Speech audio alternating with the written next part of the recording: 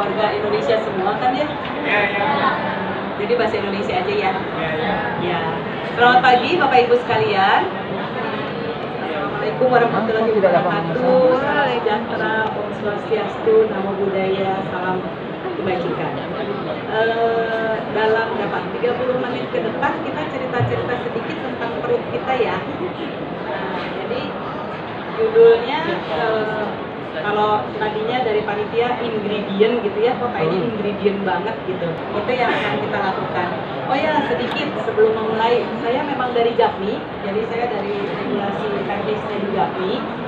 Tapi di sisi lain saya juga bekerja di sebuah perusahaan di namanya Global Vitamin Pretech yang membuat premix vitamin mineral yang pertama di Indonesia. Jadi buat Bapak Ibu nanti yang membutuhkan premix vitamin mineral atau functional ingredient lainnya, itu nanti bisa kontak saya. Nanti kita bantu baik untuk misalnya formulasikannya atau manfaat dan sebagainya. Oke, itu sedikit pesan sponsor. Yuk kita mulai. Sebenarnya kalau kita bicara dengan kesehatan perut, ya, apa sih yang membuat akhir-akhir ini gitu ya, kok banyak orang yang membuat produk untuk kesehatan perut? Ternyata siapa ini bisa buat pointer? Ternyata wanita yang paling sering konstipasi, konstipasi atau bermasalah dengan perut seperti kembung gitu ya, kembung, masuk angin, nggak enak. Nah itu masalah di wanita. Yang kedua adalah orang-orang yang umurnya 40 tahun ke atas. Biasanya itu juga mempunyai masalah dengan kesehatan perut. Kenapa? Karena setelah kita menua, seiring dengan aging, maka metabolisme badan kita itu mulai menurun. Dan sebenarnya semua bagian menurun, tapi yang paling terasa perut gitu. Kenapa? Karena perut itu kan yang mencerna makanan, jadi yang apa-apa berasanya perut, padahal tulang juga menurun dan sebagainya juga menurun. Tapi berikutnya lagi siapa? Yang berikutnya lagi adalah biasanya orang senior ya. Jadi yang biasanya orang yang sudah tua ya, sudah lansia ya, sudah lansia.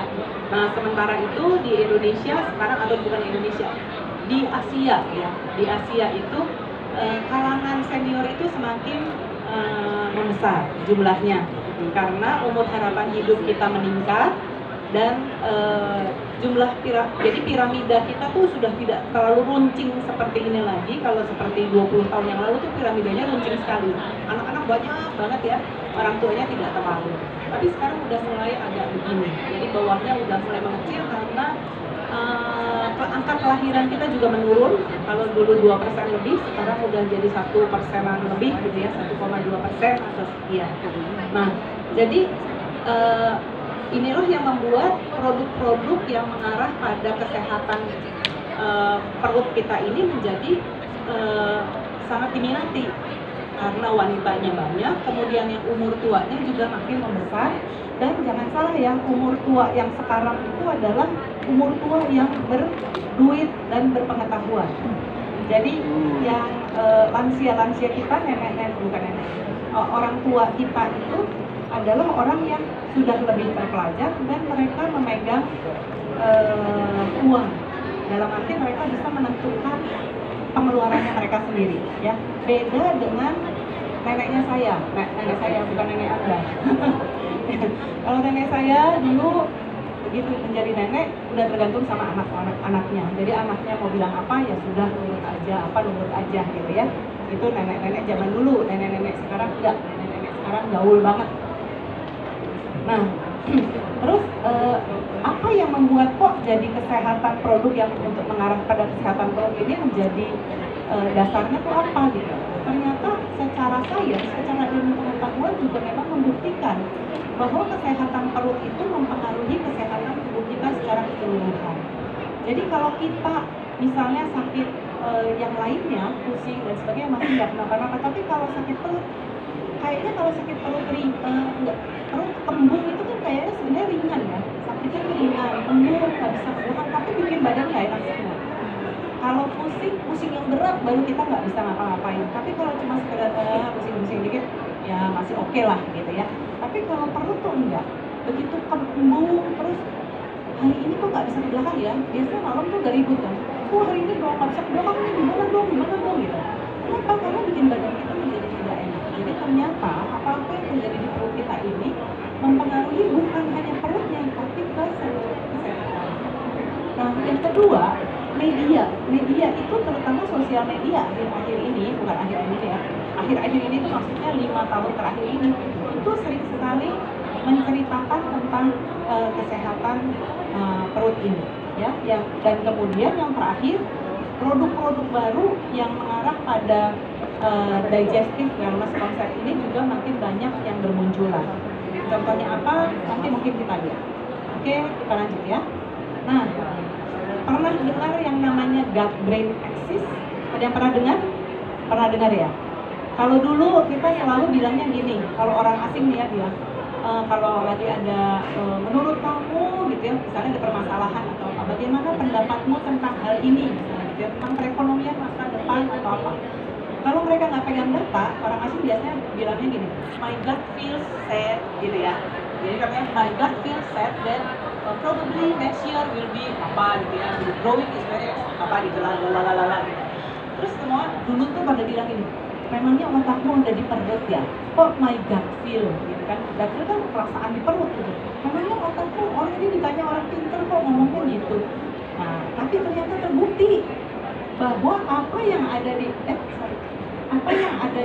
kesehatan perut itu ternyata mempengaruhi ke otak.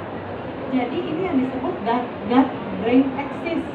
Nah, apa itu ternyata? Apa aja yang mempengaruhi di gutnya ini yang sampai bisa mempengaruhi ke otak? Ternyata ada gut microbiota. Jadi mikrobiota atau apa ya, bakteri-bakteri dan teman-teman yang hidup di perut kita ini. Jadi kita tuh banyak loh teman-teman di perut kita ini.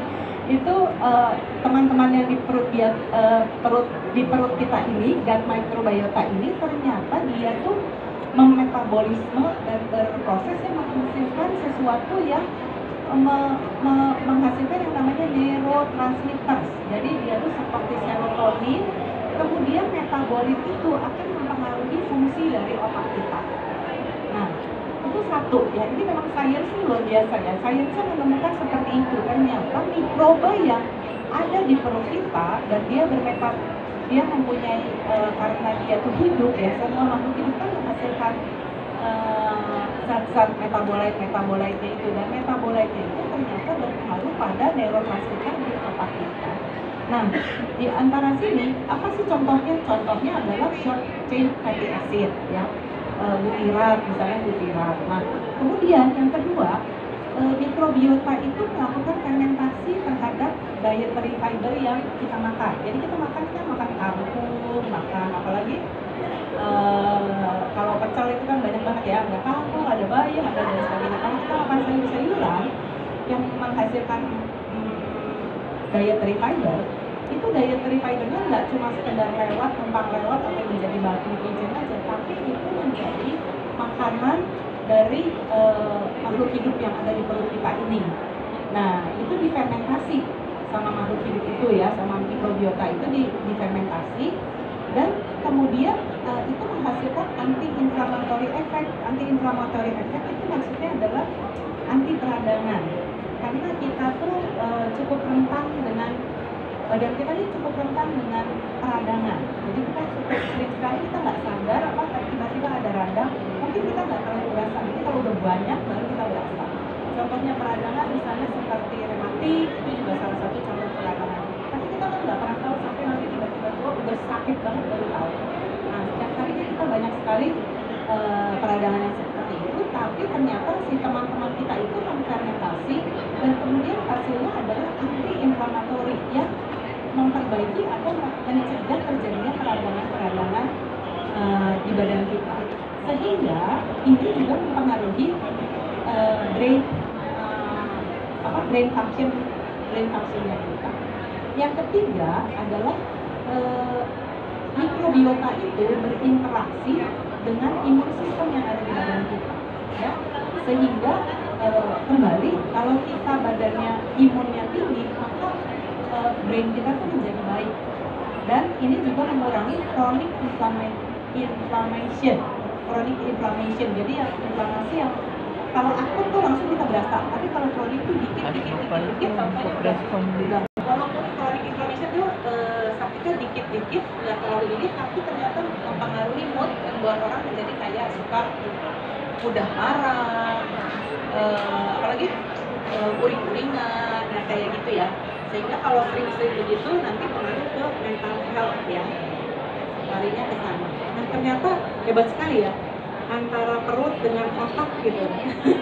Tapi ternyata hubungannya sangat berpengaruh sekali. Dan kemudian ternyata benar ya, orang asing dulu bilang manja princess gitu ya. Jadi katanya menurut saya ternyata kalau perutnya benar maka otaknya juga benar kayaknya. Itu bercanda. Oke. Nah, terus apa sih pengaruhnya atau pentingnya dari gut health ini? Gut health tadi seperti yang dikatakan ya, dia mempengaruhi atau memberikan imun support pada kita. Dia menguatkan imun yang ada di dalam kita. Yang kedua, kalau gut health kita bagus, maka nutrien absorption kita menjadi baik dan lancar. Nah, kita makan segala macam yang bagus-bagus, tapi kalau perut kita nggak beres, maka itu nggak bisa diabsorb, nggak bisa diserap oleh tubuh. Kalau gut health kita bagus, maka absorpsi terjadi secara optimal.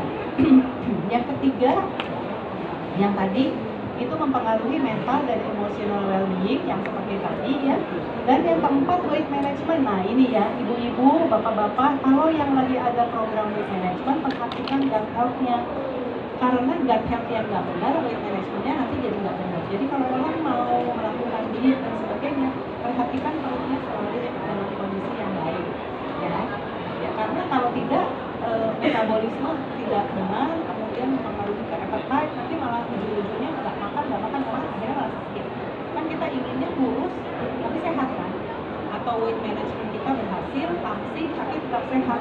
Kalau langsing karena diare, orang diare 2 hari juga turun 2 kilo turun gitu ya, tapi setelah itu lemas dan kuyup. Nah itu yang kita nggak mau kan. Jadi kalau lagi dalam program weight management, perhatikan juga gut health-nya itu sendiri. Lanjut, sebenarnya nah ini baru masuk ke topiknya ya, ingredient apa sih, bahan baku apa yang bisa mempengaruhi gut health. Nanti ada beberapa yang bisa kita bahas ya, ini pengantarnya aja. Yang pertama adalah special type of dairy, jadi susu yang masyarakat Asia itu sangat terkenal lactose intolerant. Jadi bapak ibu waktu kecil minum susu, habis itu setelah 5 tahun biasanya berhenti kan, terus nanti tiba-tiba umur 30 minum lagi, itu kalau minum diare atau mual. Nah sebagian besar itu karena lactose intolerant ya. Tapi ternyata nih ya, ternyata belum tentu lactose intoleran saja. Ada juga orang yang tidak tahan dengan yang namanya protein E1 ya. Jadi belakangan ini ternyata banyak orang yang tidak tahan minum susu, bukan hanya karena laktose, tapi karena ada protein E1 atau A1 protein di dalam susu itu. Apa sih protein A1? Protein A1 atau bukan apa sih? Ya protein A1 ya protein A1 gitu ya, berupa asam amino. Tapi kok ada di susu hewan? Ada juga ternyata hewan yang tidak mempunyai protein A1, yaitu sapi Jersey cow. Jersey cow tuh kayak gini loh, yang coklat. Jadi sapi yang coklat, biasanya kan kalau sapi yang dari Eropa tuh atau Australia putih terus bentong-bentong gitu ya, dentol-dentol hitam gitu. Nah, tapi ini ternyata ada sapi yang kulitnya coklat kayak gini. Nah, ini dikenal dia menghasilkan susu A2 milk. A2 dah. A2 milk berarti susu yang mengandung proteinnya itu protein A2. Dan dia tidak mengandung protein A1. Nah, yang kita suka nggak enak itu adalah yang menyebabkan banyak nggak enak itu selain laktose juga adalah protein A1. Kalau susu sapi biasa itu mengandung dua-duanya, mengandung A1 dan A2. Tapi yang mengganggu itu A1. Nah, saya jadi refleks sendiri. Waktu saya kecil, saya tuh paling susah minum susu. Sampai dipaksa-paksa sama ibu saya bilang selalu saya mual. Ibu saya selalu bilang, kamu mama manja gitu, anak paling kecil, dasar paling kecil, selalu ini manja, nggak mau minum susu gitu. Tapi saya bilang saya selalu mual kalau minum susu. Dan yang itulah terus ya, tapi kan tetap harus gitu.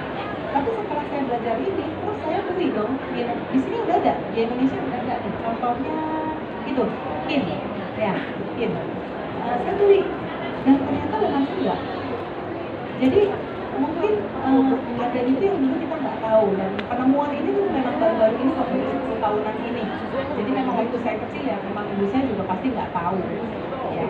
Nah, tapi ya itu, jadi ada spesial diuretika yang bisa mempengaruhi kondisi dari perut kita. Memang ini tergantung dari masing-masing.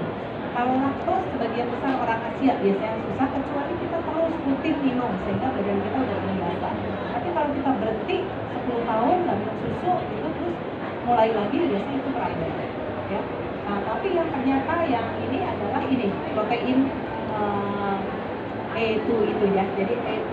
Jadi kalau bapak ibu ada yang kayaknya susu selalu nggak enak ini, coba deh, cobain aja loh. Saya bukan promosi, saya bukan dari company ini, tapi cobain. Karena ternyata ada teorinya ya, ada ininya. Nah itu yang pertama ya, ingredient yang special type of dairy.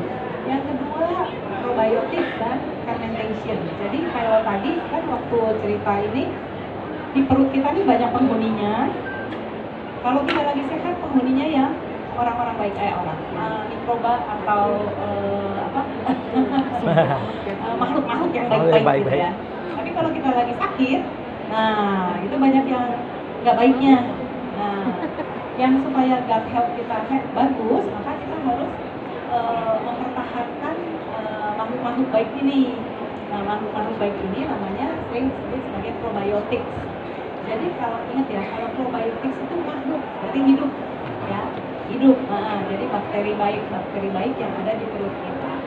Nah, bakteri baik ini kalau kita mau nambah, seringkali kalau kita habis sakit, itu terutama kalau minum antibiotik, itu bakteri baik kita habis. Karena antibiotik itu bukan cuma membunuh, saya lagi flu nih ya misalnya, bukan hanya membunuh kuman flu atau virus flu, tapi juga membunuh semua yang ada di kita. Dia tuh nggak bisa targeted antibiotik ini cuma membunuh si nyamuk gitu, nggak bisa. Tapi dia membunuh semua yang hidup, namanya juga antibiotik gitu ya.